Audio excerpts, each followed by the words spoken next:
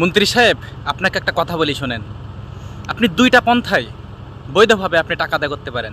একটা হচ্ছে আপনি যে সেতু তৈরি করছেন, আপনি ধরেন আপনি সেতু তৈরি করছেন, এখন ওর উপর দিয়ে যে যানবাহন চলাচল করবে, টোল যেটাকে বলে, আপনি আদায় করতে পারেন বৈধভাবে। টোল টোল ভাড়া আপনি আদায় করতে পারেন বৈধভাবে, এক নাম্বার গেল। দুই নাম্বার হচ্ছে রোড রোড ট্যাক্স যেটাকে বলে, আপনি সেটা আদায় করতে পারেন বৈধভাবে।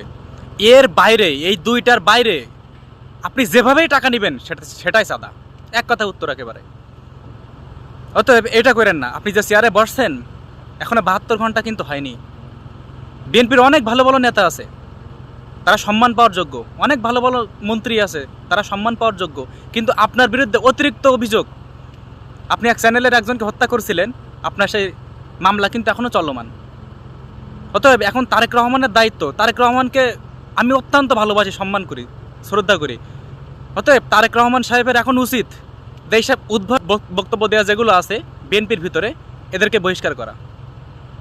এরা রীতিমতো এরকম বক্তব্য দিয়েই যাবে, দিয়েই যাবে, দিয়েই যাবে। অতএব তারেক রহমানের উচিত এদেরকে বহিষ্কার করা। বহিষ্কার করে তাদের ওইখানে ভালো কোনো নৈতিক দায়িত্ব নিয়ে যারা চলে, নৈতিক বিবেক নিয়ে যারা চলে, তাদেরকে বসানোই তারেক রহমানের দায়িত্ব। যদি তারেক রহমান এটা করে, তারেক রহমানের জনপ্রিয়তা কখনো কমবে না, বরং বাড়বে। কিন্তু তারেক রহমান সাহেবকে সেটা করতে হবে।